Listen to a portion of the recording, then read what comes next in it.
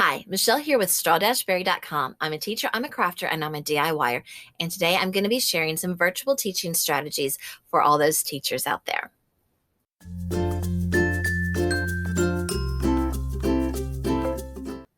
For those of you who don't know me, welcome to my channel. So my name is Michelle. I'm the multimedia teacher and director at Marble Falls Middle School, and I have over 25 years of teaching experience. Today, I am actually taking this presentation from a presentation that I shared with my district and with the TCA convention on flipping the classroom, and it works for virtual learning. For those of you who are faced with the possibility of having to teach your students remotely.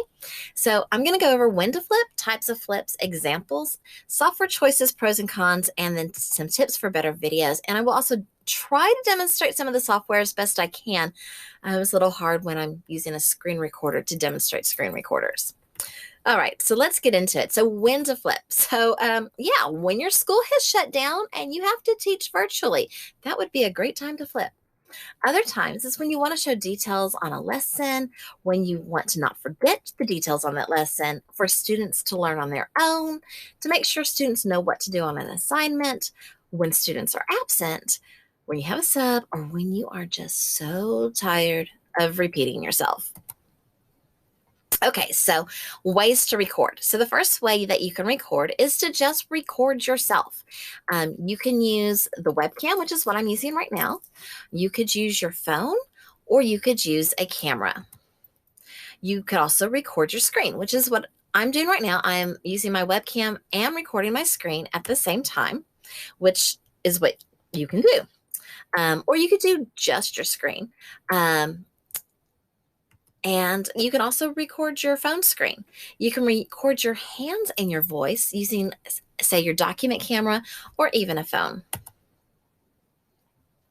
So I have this as just some samples of different ways to have a video type of lesson. And I'm going to leave a link to the slide presentation below so that if you want to see some of those samples, you can. I also had students create some of the videos, students teaching students. And so you'll see that in there. And so now let's go ahead and let's review some of the different types of video recorders there are. So Screencastify is a very popular one. It's free. You can record your face in the screen or both.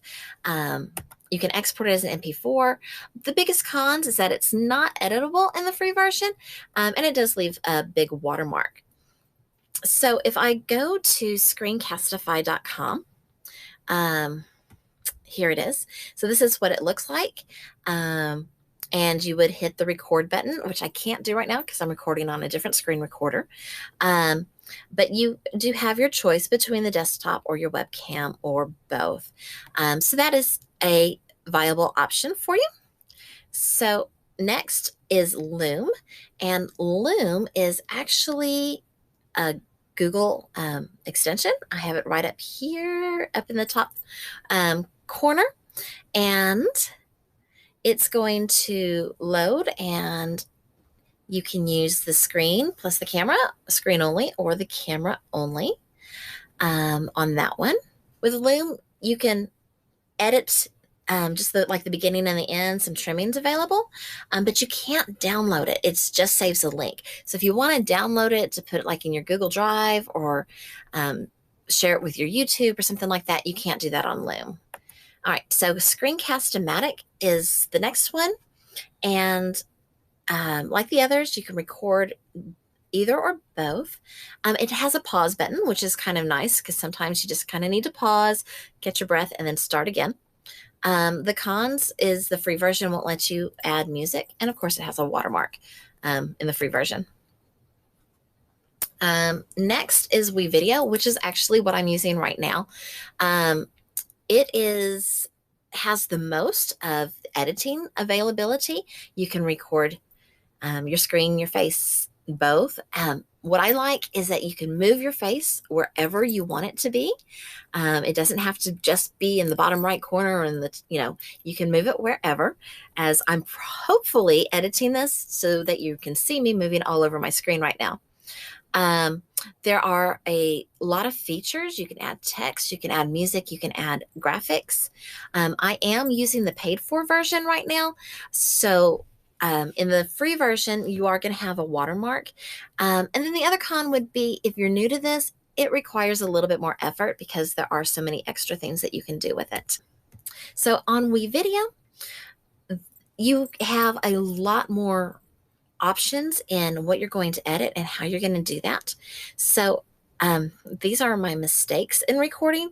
And so I'm going to use those just to show you. I would take this one of my screen and I would put it here on video 1. And I would take this here, that's of my face, and I would put it on video 2. And if I showed this right now, it's going to just show my face because that layer is on top.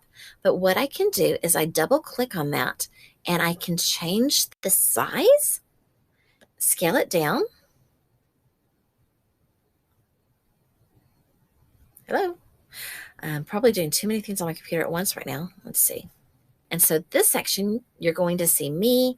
At this section, you're going to see me and my screen, or I could take a section here and I could totally cut myself out of that section, and then you would just see my screen at that section. So there's a lot of editing possibilities. Also, what I really like about WeVideo is that I could easily add text wherever I need to add text. There's a lot of different text. There's motion ones, and then there's static ones, which would just be still. And you can add music, transitions, backgrounds, all kinds of things. It's a full video editing software that also does screen recording. So that is a really great option for making some very professional looking videos for your students. Flipgrid. Flipgrid's pretty cool because students can reply with videos. It's very limited that you have to use it in Flipgrid.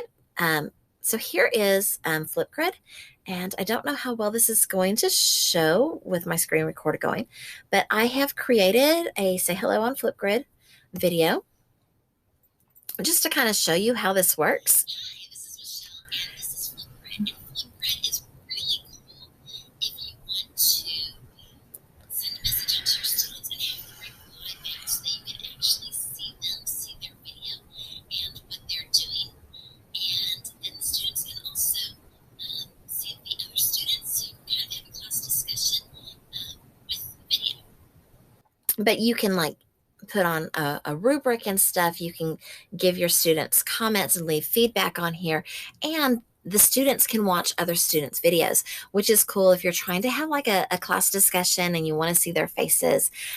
This would be really good with a language class to be able to have them answer some of the questions and hear what they're saying.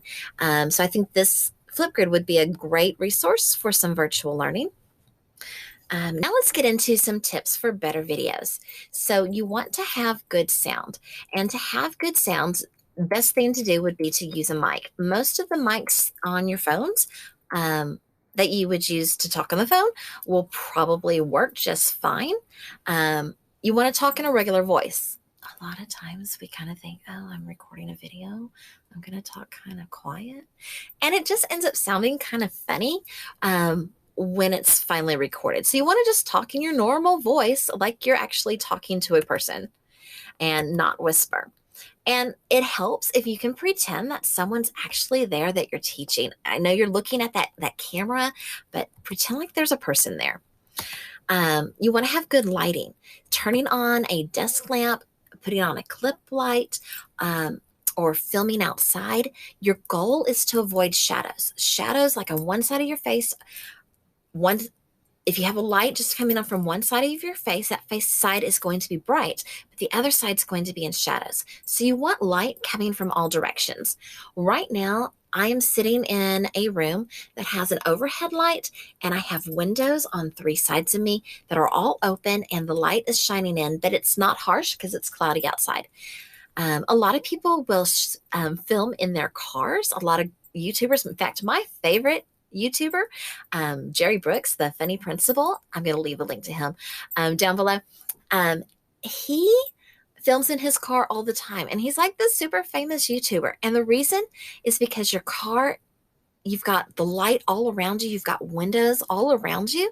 So you've got really good light in there. But yet you've got the roof of the car to keep the harsh sun off of you. You want to check your camera height. So right now, I am actually filming on my desk, but there is a stool on top of my desk holding my laptop because your camera should be at eye level or above. That makes you look better. It makes you look a little thinner. So I'm going to change for just a second, and I'm going to move my camera. I have no idea what this looks like right now, but I've just moved my laptop down to my actual desk height, and you'll probably see double chin and all kinds of things that aren't as attractive looking. So it's a very simple fix. Just move that webcam so that it's either, that probably looked really weird. Just move that webcam so that it's either like directly in line with your eyes or a little bit higher than you, and you're going to look a lot better in the video. You can also, if you have a tripod and you're filming with, an old tripod or something, and you're filming with your phone, selfie sticks will fit on the end of a tripod to help you in filming. You want to try to look at the camera and be conversational with the camera, and figure out where the camera is on your phone. For example, on my phone, the camera's way up here at the top. So if I'm staring at myself right here on the screen, it's going to look weird to people watching the video. So I would stare up at the top of it. Please film horizontally, no VVS. VVS stands for vertical video syndrome. VVS is when you film like this, vertically. Now, if you're publishing on Instagram or Facebook or something, that would be the way to go. But if you're expecting your students to watch the videos on the laptops, then you want to turn your phone sideways to film. That way it will fill the whole screen when you're recording. For screencast, use just the windows that are needed. Don't have every single window on your computer open for them to see. Edit your videos. A lot of times we start our video on the screen recorder screen, and then we move over to the screen that we're really using. Well, edit it. Edit it so that you don't start talking until you've already moved over to that screen where you're going to start, and they don't see the screen recorder screen. That's a very simple, just edit at the beginning. You want to edit out your mistakes. And if you have a lot of background noise, a little bit of music might be able to cover up some of that background music. There's a website called incompetech.com, not sponsored. They have a lot of free music and stuff that a lot of people use, especially like YouTubers. Titles will make it stand out and look professional and help students to remember which video is which. Credits, always give yourself credit. I made a video one time for my principal, and I forgot to give myself credit, and he gave it to other people, and no one ever knew that I was the one that made it. Just a little thing, but always give yourself credit. I also wanted to tell you that this is really hard because I can't see myself right now on my webcam, but I want to show you right now. I have a backdrop, just a piece of fabric behind me so that you wouldn't see my mess. And I'm going to take that down and show you. Hopefully you can see my little setup here. So it's a messy desk, but I have a shelf right here that I typically will put my iPad on so that the iPad camera is hanging over and recording whatever I have on my table so that my viewers can see my hands and the project that I'm working on. So that is very helpful, and you don't even need a tripod for that. It's your turn. Go out, make some great videos, share them with me. I'd love to see what you're making. And if you have any questions, so this is my school address, and these are my school, the MFMS ones are my school social media accounts, and then the Strawberry ones, of course, are my normal Strawberry ones that you usually see on YouTube. Thank you so much for watching. Have a great day, and toodles!